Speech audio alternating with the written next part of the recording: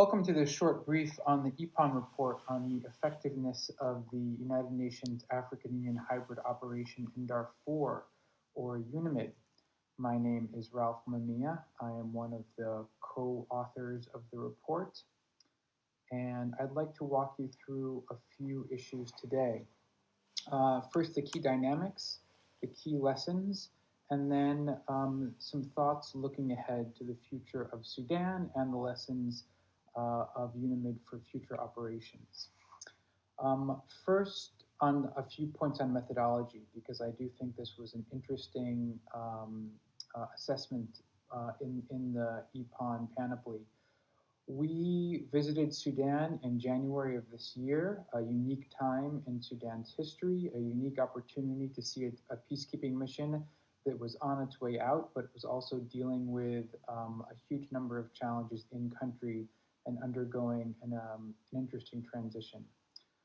We conducted nearly 150 interviews, and I think most importantly, we were able to work with Professor Musa Ismail of the University of Zolinghi to conduct over 500 focus group interviews with Darfuris.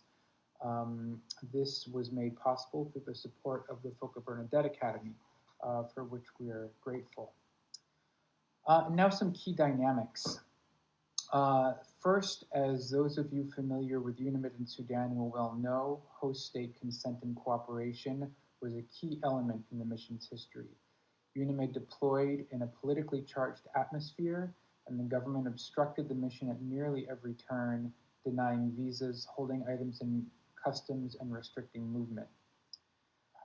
Apart from the operational side, UNAMID also faced a chronic failure in the political process, not just from UNAMID, but also from the many special envoys and mediators that engaged in Darfur's peace process over the years. It had two major peace deals that never bore fruit. Both peace deals failed to obtain commitment from key parties, and major international actors in Darfur, including the United Nations, the African Union, and the United States, often had diverging interests that led to a multitude of envoys, sometimes working at cross purposes. Protracted negotiations also splintered the conflict, likely resulting in more bloodshed. There was also the hybrid partnership. UNAMID is the first and only African Union United Nations hybrid operation, and we assessed that this arrangement had important strategic value when the goals of the UN and AU were aligned and effective coordination mechanisms were established. Unfortunately, we also found this didn't happen until a few years into the mission's lifespan. Finally, of course, there's protection of civilians. UNAMID is arguably the first peacekeeping mission deployed primarily to protect civilians, and over the years, two narratives developed. The first was that UNAMID was essentially ineffective, a hapless operation that was unable to protect the civilians around it. The other narrative is that UNAMID was unavoidably hobbled by government obstruction. We found that the truth lies somewhere in between these two opposing narratives. The focus group interviews that we held showed that many Darfuris feel that UNAMID did offer some protection. And I just wanted to take you through some of those examples. One question we asked was, if you have concerns about your security, whom do you turn to? We can see from these responses that UNAMID fares well here. UNAMID comes in third after the Sudanese police and traditional authorities, both of whom are, of course, important providers of protection on the ground and far more numerous than UNAMID. Second, we also asked, how safe do Darfuris feel returning to their home areas? Many of them indicated low levels of safety in returning. And finally, we asked, when UNAMID leaves, how do you feel your security will change? And as you can see, more than 2/3 of respondents indicated that they would feel less secure or much less secure. UNAMID also went through an important transition and is still going through that transition. Plans for UNAMID's drawdown were established in 2017 and went into effect in 2018, with the Security Council mandating the mission to leave by this year, 2 years ago. At the end of 2018, however, protests began in Khartoum that resulted in the overthrow of longtime dictator Omar al-Bashir. And yet, despite this momentous political and security event, UNAMID essentially remained on the sidelines.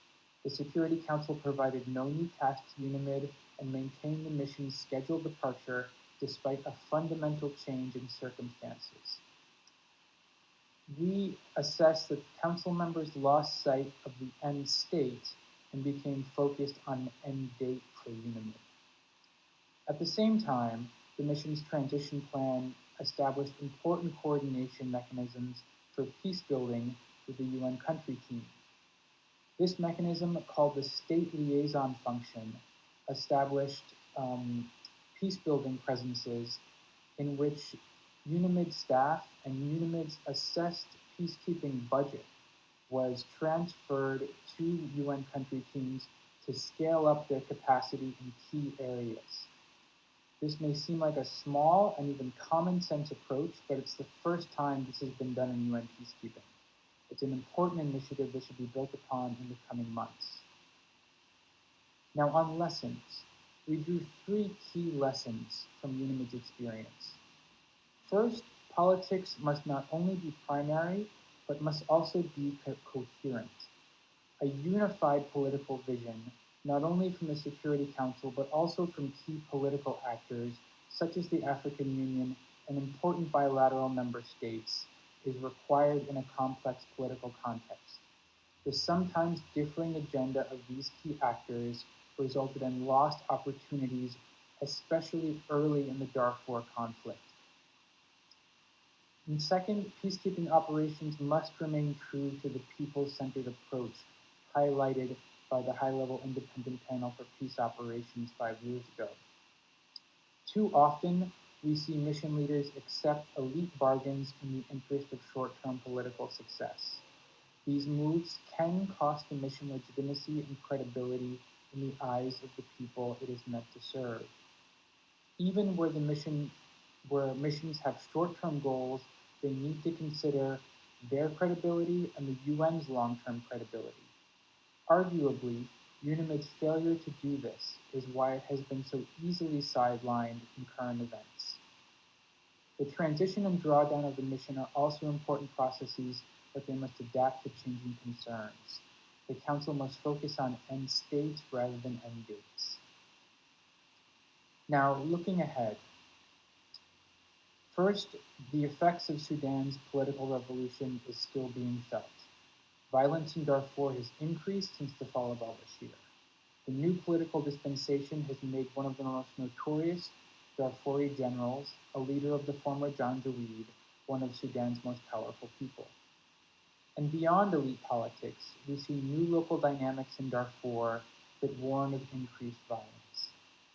The government of Sudan and the Darfur rebels recently signed a peace agreement in Juba, South Sudan. This is an important milestone, an extremely positive event, but it also risks repeating mistakes of the past through incomplete buy-in from all parties and unfunded mandates. This time there's also a significant risk of a lack of international support to implement the agreement effectively. This is a complex agreement that calls for important support from the United Nations, but thus far it is unclear how this support will materialize. UNAMID will end at the end of this month, but it will be months before it is fully withdrawn, and serious considerations need to be given to how UNITAMs, UN agencies, and the government of Sudan can leverage UNAMID's assets and experience as it departs. The burden of this plan falls squarely on UNITAMs and the UN agencies. A downsizing mission cannot reinvent itself, and it requires a vision from UNITAMs and the UN agencies, especially on issues such as the protection of civilians. This is an immensely important time for Sudan. Candid analysis, coordinated action, and swift decision-making have never been more important. Thank you.